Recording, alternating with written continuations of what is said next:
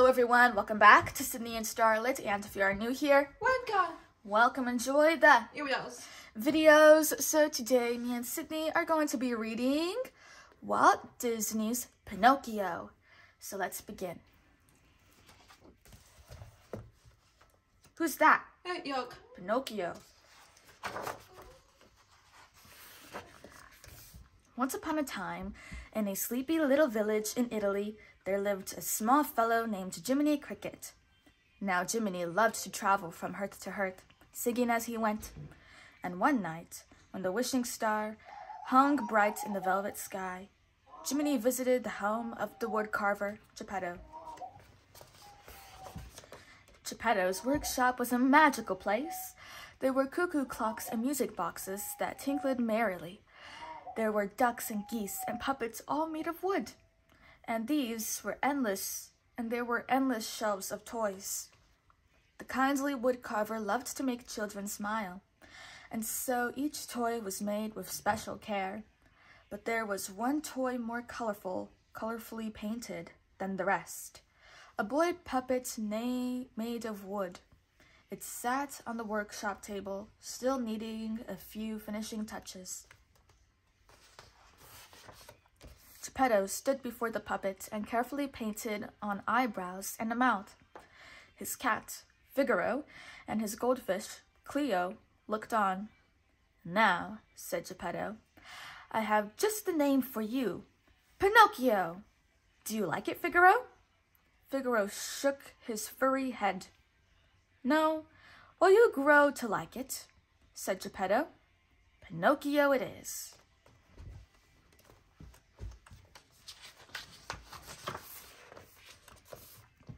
Later that evening, Geppetto put Pinocchio away for the night and climbed into bed. Before he fell asleep, Geppetto looked out his window at the bright lit sky.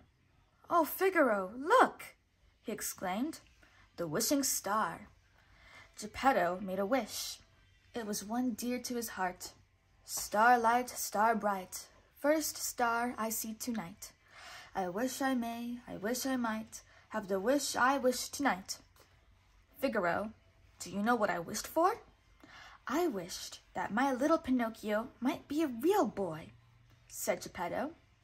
Then he settled into bed. While the village slept, a brilliant light of palest blue filled Geppetto's workshop. The beautiful light sparkled and transformed itself into the blue fairy. "Good Geppetto," said the fairy to the sleeping man. "You have given so much happiness to others. You deserve to have your wish come true." The blue fairy glided across the room to Pinocchio. She lifted her golden wand and waved it through the air. "Little puppet made of pine, wake! The gift of life is thine," she proclaimed. As Jiminy Cricket watched, Pinocchio opened his eyes. He moved first one arm, then the other. Then he opened his mouth. "I can move!" said Pinocchio, excited. "I can talk!" "Yes, Pinocchio," said the blue fairy. "I have given you life because tonight Geppetto wished for a real boy." "I am a real boy?" asked Pinocchio. "No, Pinocchio," said the fairy. "You may be a real boy someday, but first you must prove yourself brave, truthful, and unselfish. You must learn to choose between right and wrong." "But how will I know?" asked Pinocchio. "Let your conscience be your guide," said the fairy. "What is a conscience?" asked Pinocchio. "What is a conscience?" repeated Jiminy Cricket. "I'll tell you. A conscience is that still, small voice that people won't listen to. That's just the trouble with the world today," said Jiminy, jabbing his umbrella in the air. "Mr. Cricket," said the fairy, "would you like to be Pinocchio's conscience?" Sure." So the fairy named him Sir Jiminy Cricket, Lord of the knowledge of right and wrong. Then she was gone. Geppetto heard voices and got out of bed. As he came into his workshop, he could hardly believe his eyes. Right before him was his puppet, dancing about and singing. "Can I be dreaming? My little Pinocchio is a real boy!" Geppetto cried. The gentle wood carver lifted Pinocchio into the air and hugged the wooden boy close to him. "Oh, thank you, wishing star, for making my wish come true." "Figaro, look! He's alive!" said Geppetto. "But how?" Pinocchio happily explained all about the visit of the blue fairy. "A real boy," whispered Geppetto. "It's my wish come true. Cleo, isn't that wonderful?" Cleo leaped out of her bowl excitedly, and Figaro joined in the celebration. Then after a while, they all went back to bed. The next morning, after breakfast, Geppetto walked outside with Pinocchio and handed him some books. "What are these for, father?" asked Pinocchio. Geppetto pointed to the children passing by. "Do you see those children? They are going to school. Now that you are a little boy and not a puppet, you must also go to school," Geppetto explained. With an apple in one hand and his school books in the other, Pinocchio hurried off in search of the school. He wanted to be like all the other boys and girls. "I'll make father proud," he said, gaily swinging his books and whistling. Pinocchio walked through the village, quite unaware that he was being watched by two very suspicious-looking characters. "Look at that!" the fox exclaimed. "A live puppet without strings! We can make a fortune if we sell him to Stromboli for the puppet show." The fox rubbed his paws together greedily. As Pinocchio walked by, the fox tripped him with his cane. "Oh, I'm terribly sorry," apologized the fox. "Allow me to introduce myself. I am J. Worthington Falfado, but my friends call me Honest John," he said with a bow. "And this is my friend Gideon," he added, pointing to the cat standing beside him. "How do you do?" replied Pinocchio politely. "I must go. I'm in a terrible hurry." "And where are you going?" asked Honest John. "Why, to school, of course," answered Pinocchio. "School!" sneered the fox. "Why waste your time going to school? A talented boy like you should be on stage." "Do you mean be an actor?" asked Pinocchio with wonder. "Yes, just think of it. Bright lights, music, the roar of applause, and fame." Gideon nodded his head in agreement. "Come with us," said the fox slyly. "We'll make you a star." Meanwhile, back at Geppetto's workshop, Jiminy Cricket was just waking up. "Woo!" said Jiminy, hurrying into his hat and coat. "Fine conscience I turned out to be. Late the first day." He fixed his tie, buttoned his vest, and ran out the door. "Oh, well," said Jiminy, racing after Pinocchio. "He can't get into much trouble between here and school." But just then, Jiminy saw Honest John and Gideon leading Pinocchio down the street, in the wrong direction. "Hey!" called Jiminy. "Hold on there!"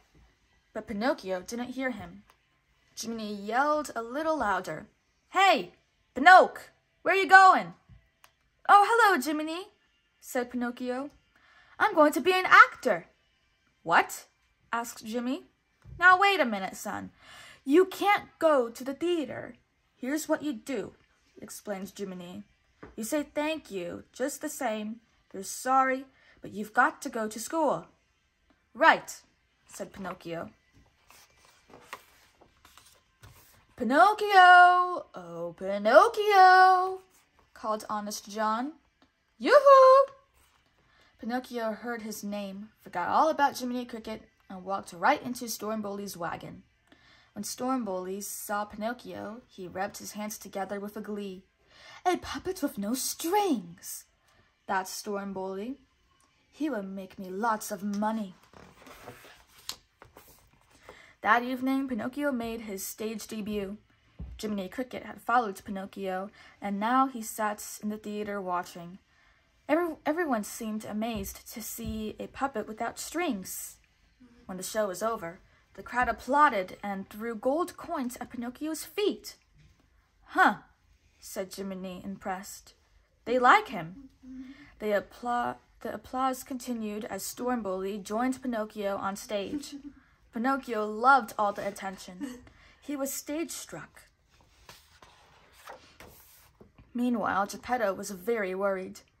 When nightfall came, he and Figaro went out to search for the missing Pinocchio. "What could have happened to him?" asked Geppetto, swinging his lantern. "Where could he be at this hour?" "Pinocchio!" Geppetto called out until his throat was sore. "Pinocchio!" But by sunrise, Geppetto still had not found him. Back at Stormbully's, Pinocchio was in trouble. Stormbully threatened to use him as firewood if he didn't behave, then locked Pinocchio in a cage. That night, Jiminy Cricket sneaked into the room. "Pinocchio," said Jiminy, surprised to find his friend locked up. "What's happened?" Pinocchio explained, sobbing. "Don't worry, son," said Jiminy, hopping up to the cage. "Why, I'll have you out in no time." Jiminy tried and tried, but he just could not get that lock to open. He had finally given up when a dazzling blue light filled the room. "The Blue Fairy," whispered to Jiminy. "Pinocchio, why didn't you go to school?" asked the fairy. "School? Well, Pinocchio thought quickly. "I was going to school till I met somebody." "Met somebody?" asked the fairy. "Yeah, 2 big monsters, and they tied me in a big sack." Pinocchio was lying, of course, and with each lie, his nose grew and grew until it stretched through the bars of the cage. "You see, Pinocchio, a lie keeps growing and growing until it's as plain as the nose on your face," explained the Blue Fairy. "I'll never lie again. Honest, I won't," promised Pinocchio, trembling with fear. Jiminy Cricket cleared his throat. Please, Your Honor, Miss Fairy, give him another chance," he pleaded. Since Pinocchio was genuinely sorry, the Blue Fairy waved her magic wand and unlocked the cage. "I'll forgive you this once, but remember, a boy who won't be good might as well be made of wood." "Oh, I'll be good," insisted Pinocchio. "Very well," said the fairy. Then she disappeared. Jiminy and Pinocchio jumped down from the cage. "Come on, my boy," said Jiminy Cricket. "Let's go." In a nearby tavern, Honest John and Gideon sat with the coachman. These 3 scoundrels were finishing up the details of a deal. Now that the coachman was an evil man who lured naughty boys to Pleasure Island to make silly donkeys of themselves. Once there, the boys never returned home. Honest John and Gideon agreed to help the coachman find some more boys. Filling their pockets with gold coins, Honest John and Gideon went searching for bad little boys. They had barely stepped outside when they spotted Pinocchio. Honest John stuck out his cane and pulled Pinocchio aside. "Hello, young man," said Honest John, tipping his hat. "And where are you off to now?"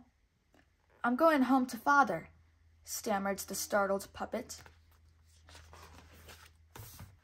"You look a bit pale. Let me check your pulse," said the fox, holding Pinocchio's wrist. "Ah, just as I thought. You can't possibly go home in this condition. What you need is rest and relaxation." "I know just the spot," he chuckled. "Pleasure Island." "Pleasure Island?" asked Pinocchio. "Trust me," said Honest John slyly. "It's a wonderful place." Once again, the 2 rascals led Pinocchio down the street. They filled his head with promises of games and toys, and all the candy he could eat. Jiminy Cricket followed at a distance. "This doesn't look too good for me, too good to me," he groaned.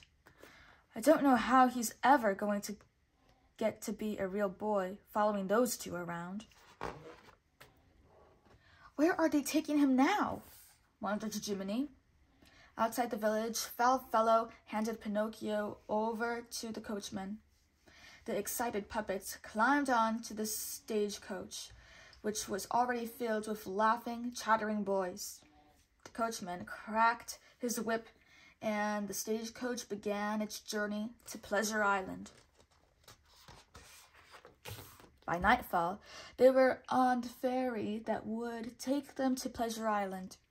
During the crossing, Pinocchio met a boy named Lambwick. "Ever been to Pleasure Island?" asked Lambwick.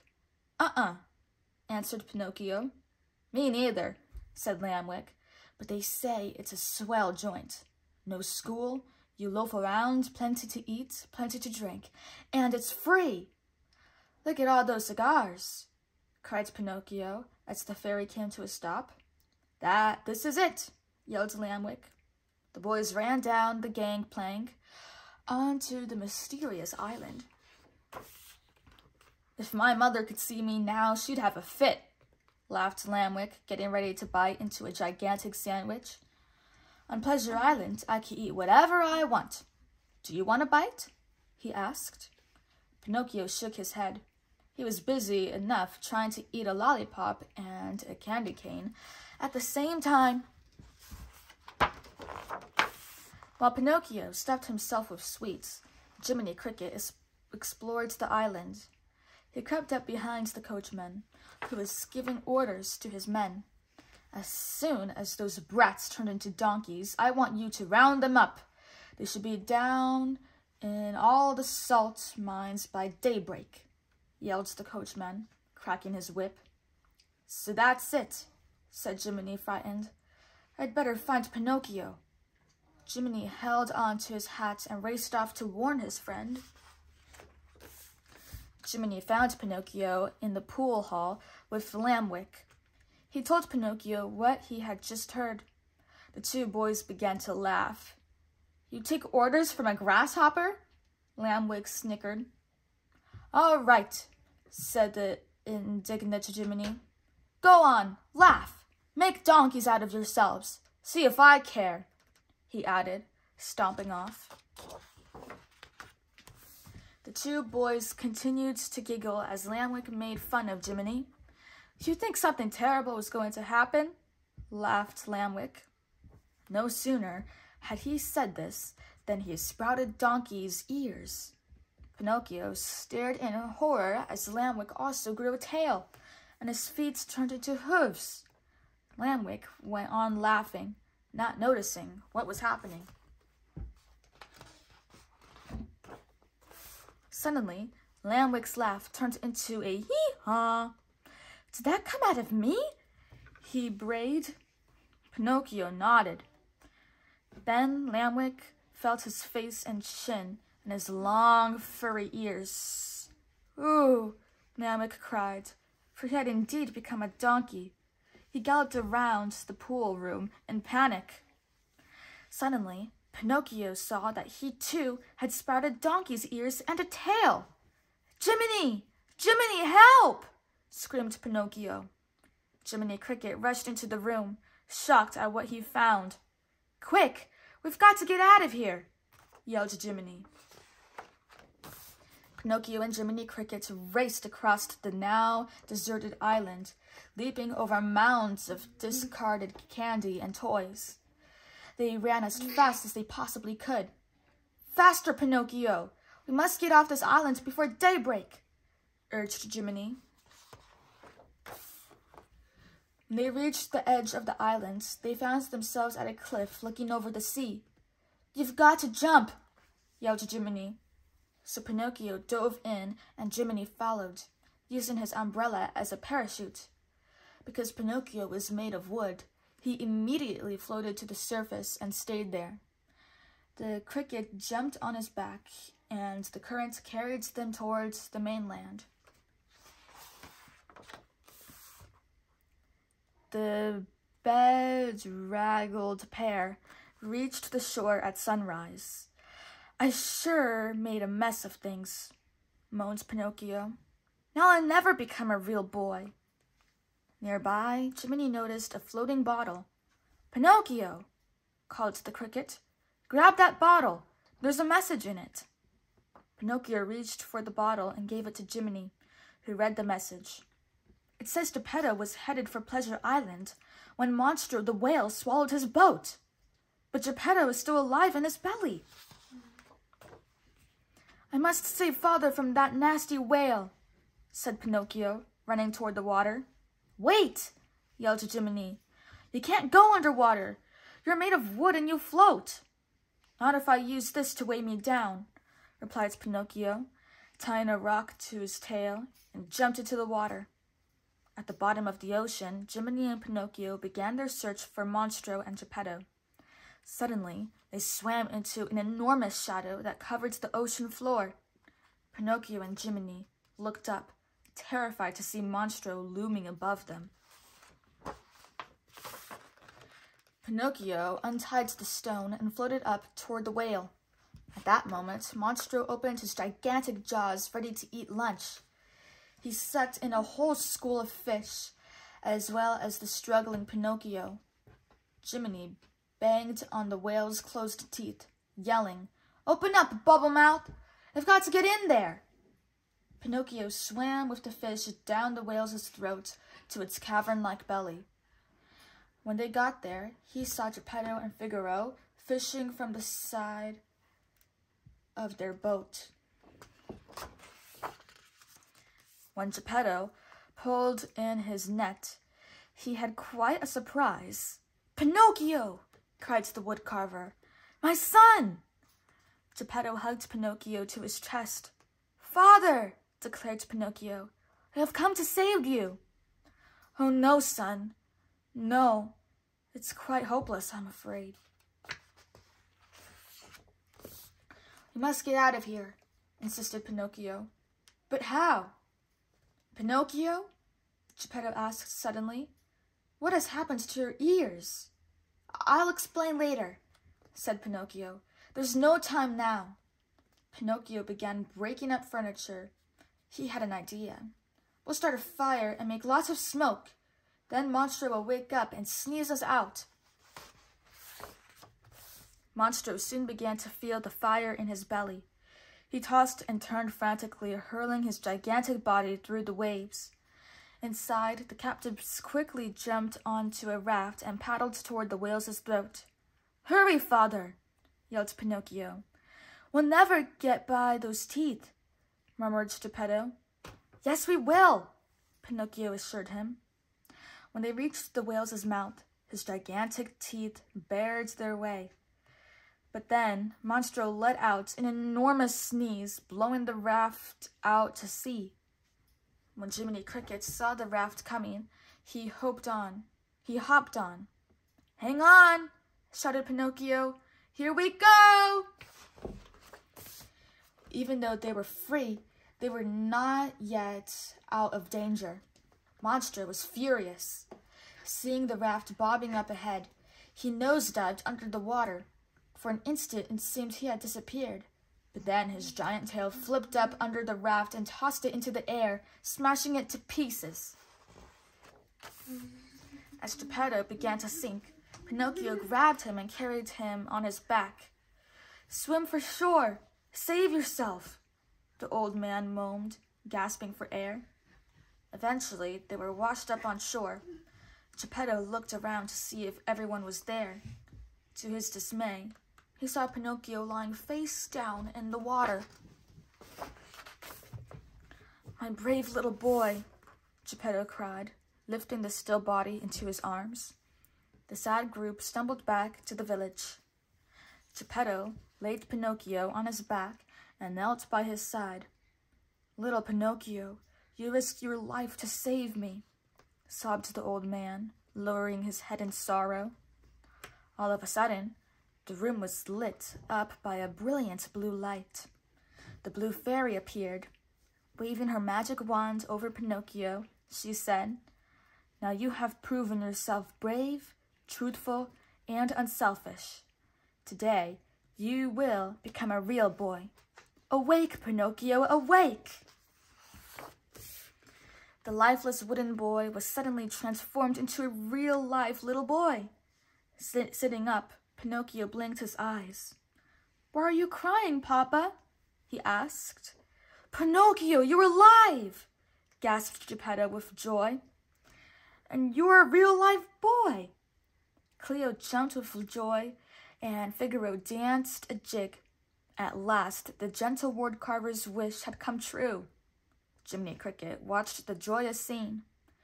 "Now I know wishes do sometimes come true," he said with tears in his eyes. The end. So that is it for today, everyone. Really hope you all enjoyed it, and we will see you all next time. Bye-bye.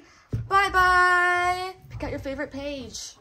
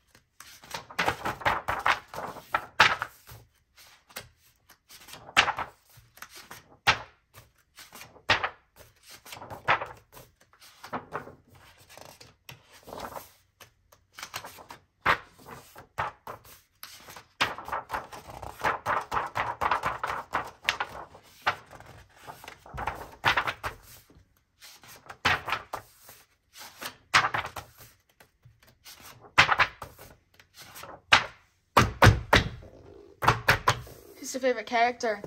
Pet Yig. Jiminy Cricket? All right. Bye-bye.